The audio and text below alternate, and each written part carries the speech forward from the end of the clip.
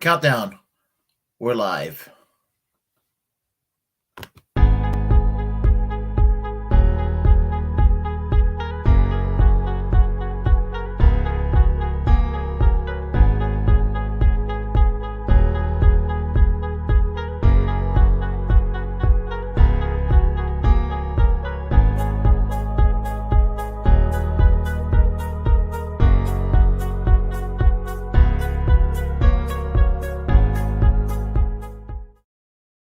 Hello, I'm Willie Bragg. Welcome to another edition of the Willie Bragg Show, where I like to talk about politics.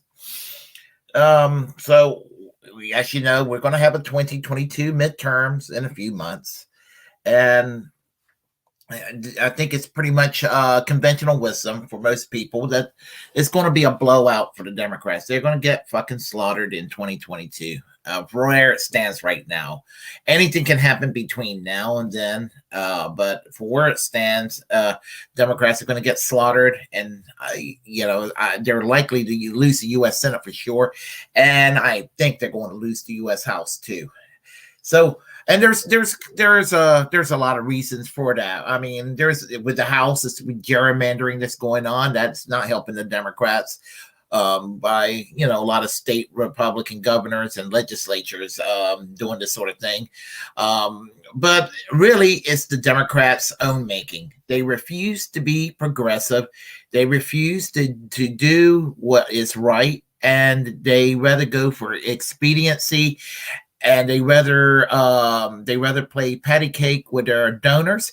And at the end of the day, the Democrats are a bunch of fucking pussies, and they're scared to take a stand for their own side. They are what I would call that time period where liberals refuse to take their own side in an argument, and they still suffer from that.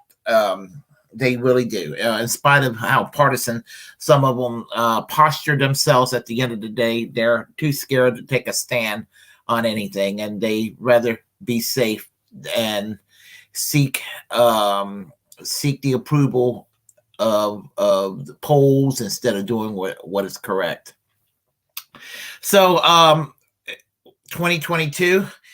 This could be a mixed blessing for the Democrats, because if they get slaughtered in 2022 and the Republicans take over, we could see how Republicans are going to govern as the oppositional party when they get their majority in either one chamber or in both chambers in our Congress. So with regard to if they're too obstinate, and if Joe Biden is not too dementia-ridden, or if he is dementia-ridden and he steps down, and then Kamala Harris takes over, and she has no choice, or he will have no choice then to be combative with the GOP to try to get your try to differentiate and get yourself postured for a re-election in 2024.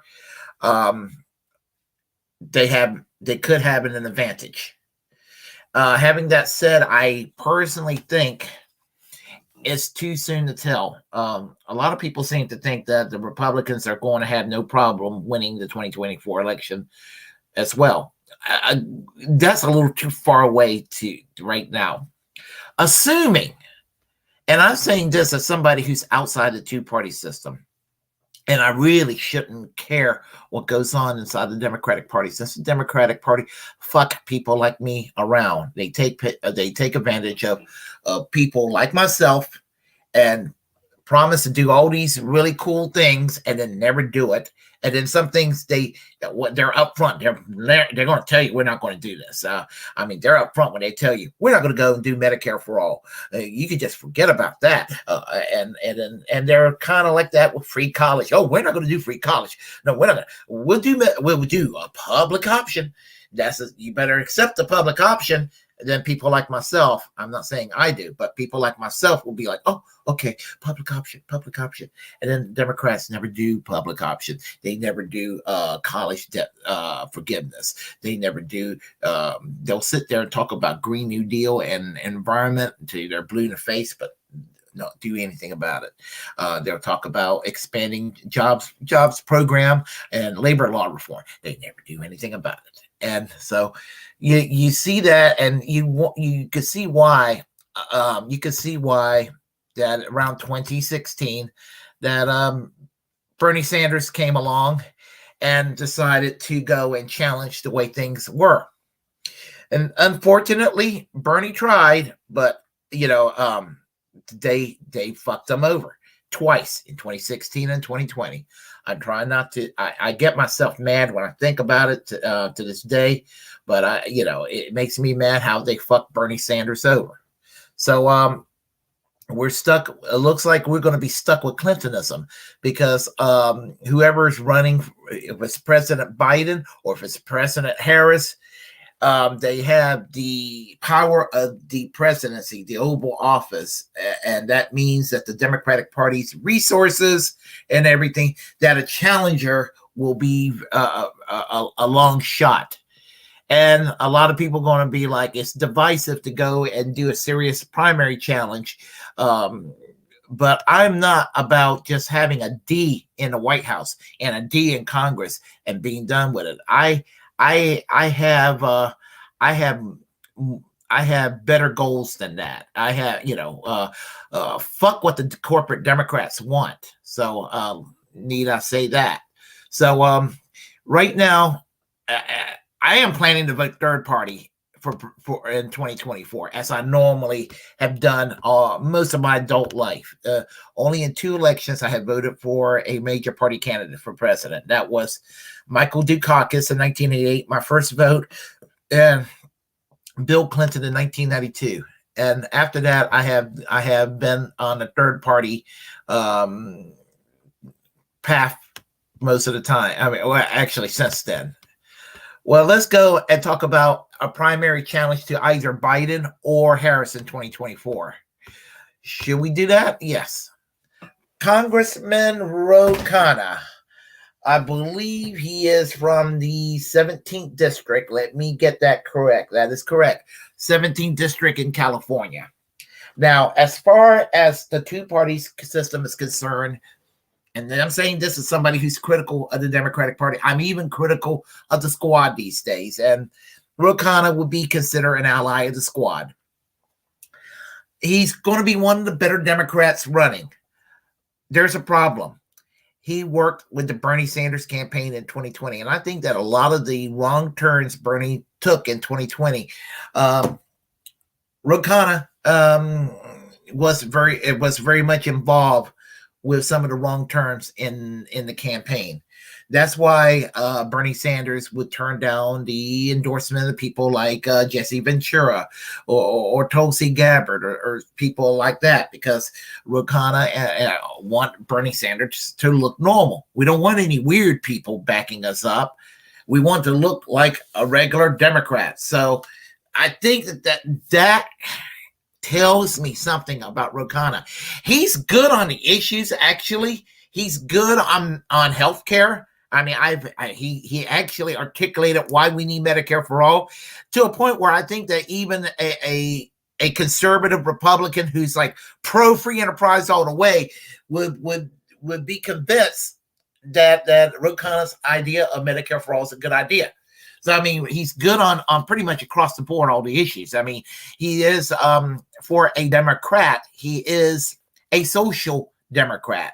I mean, he articulate things and positions that would be no different from an MP in Canada for the New Democratic Party, or a British Labour Party MP in the UK, or someone like that.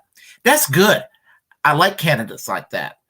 But the problem with Khanna is that he also likes to play it safe, and he's too Mr. Politician-y at times, and that is the drawback. And also, strike one, you're out. You didn't support, force the vote, and forcing the force the vote tells me something, that you're willing to go and put up with a fight.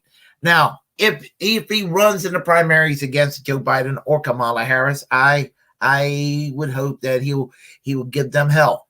Okay. But I'm just, as I said, I wish him well, but I can't really have the faith that much. So there you have it. Well, let's go and talk about. Shall we talk about? Yeah, let's do it. Nina Turner. Tina Turner, she was the campaign surrogate 2016 2020 for Bernie Sanders as well. And I like Nina Turner. I had the pleasure of seeing Nina Turner speak at a Bernie Sanders rally in Chapel Hill back in 2019. And she's got fire, she's got passion, and she's got the correct positions pretty much on everything, almost identical to Bernie. And so I mean, she's awesome. I mean, she's absolutely awesome. But she was fucked over by the Democratic machine. She was even, and they did to her in Ohio what the corporate Democrats and right-wing Republicans did to Cynthia McKinney in Georgia. They worked together to go and to prevent Cynthia, to basically squeeze Cynthia McKinney out of her congressional seat in a primary. Well, she was challenging Chantel Williams. She was actually ahead. All of a sudden, Chantel Brown, I think that's her name. Chantel Brown, sorry. Chantel Brown got a lot of money all of a sudden, and the media was behind her all the way, and they did everything they could to vilify Nina Turner. And Nina Turner was screwed over the same way Bernie Sanders was screwed over in 2016 and 2020. They viewed her as dangerous.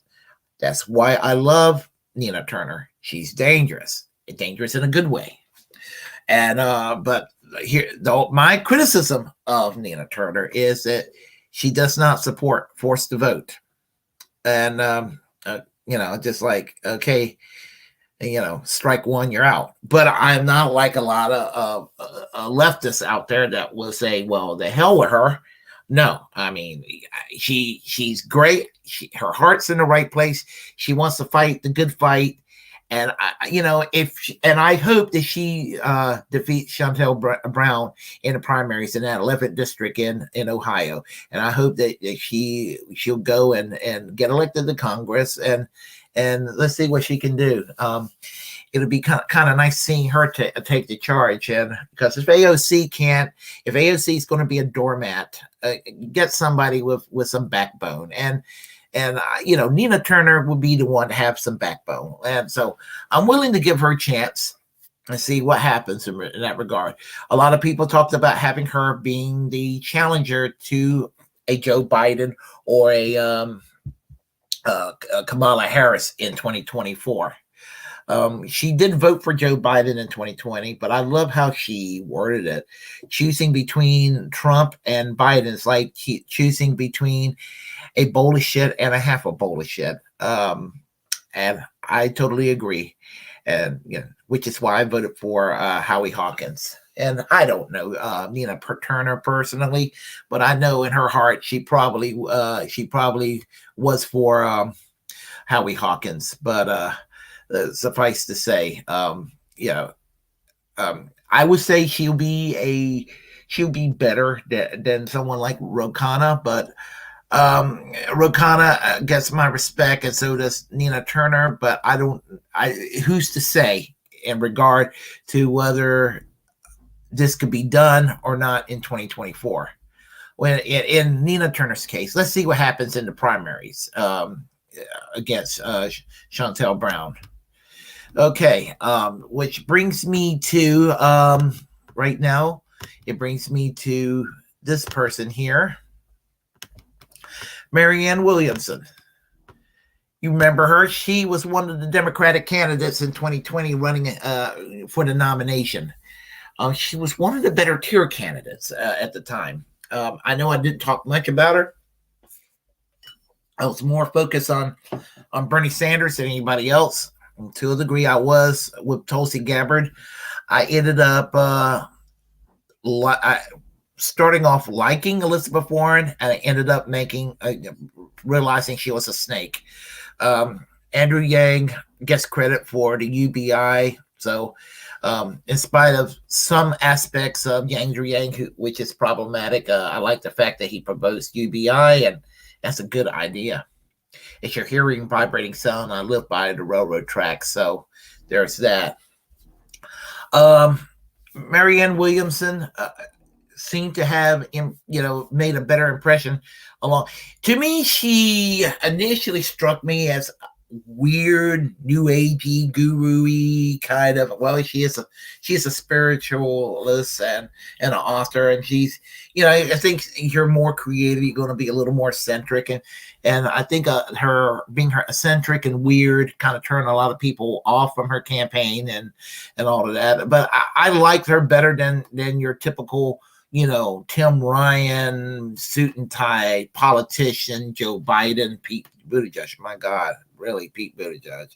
All these folks, Beto O'Rourke, basically America's Justin Trudeau. These people, whatever. But Marianne Williamson, she did the right thing when she dropped out in the 2020 primaries. She supported Bernie Sanders. That spoke volume to me. She that made her a hell of a lot better than Tulsi Gabbard that supported. They ended up endorsing Joe Biden, or Elizabeth Warren for that matter, or some of these other folks in the primaries. I think, let's see, it was Marianne Williamson, and it was good Lord, I cannot think of the man's name from New York. The mayor, Bill de Blasio, supported Bernie Sanders. So as far as Marianne Williamson, if one has to support a Democrat for president in 2024, my problem with her is she's very vague on some very important issues. I mean, she flirted with Medicare for all, but she couldn't quite get herself into going with Medicare for all the way. And she's not stupid or anything, but I think that what it is that a lot of folks, aside from Bernie Sanders had the right program for healthcare. I think that other Democrats, well, I don't want to say other Democrats, that's implying that Bernie Sanders is a Democrat. The Democratic candidates in the 2020 primaries that were supposedly for Medicare for all, when asked about the details of Medicare for all, could not really explain what Medicare for all was. The only person that did, other than Bernie Sanders, and he was not for Medicare for all, was Pete Buttigieg, whose plan, at least he was honest. He basically argued for keeping Obamacare with an added public option. And he's the only one that can describe Medicare for all as good as Bernie Sanders. The problem with Pete Buttigieg is he was not specifically for that plan. And you don't go and support that plan, time out, strike one, you're out. So, but the thing about Marianne Williamson, her drawbacks are the drawbacks that I do like. She's weird. She's eccentric. Would she be able to get enough traction to do a good battle against Joe Biden or Kamala Harris? We don't know. Again, time would tell. As far as I'm concerned, in 2024, right now, I am planning to vote for the Green Party. I mean, I just right now have pretty much given up hope in the Democratic Party. I keep up what's going on inside the Democratic Party for the most part. I do wish the squad well in fighting the good fight. Same with Khanna. I wish Nina Turner well. I wish Marianne Williamson well.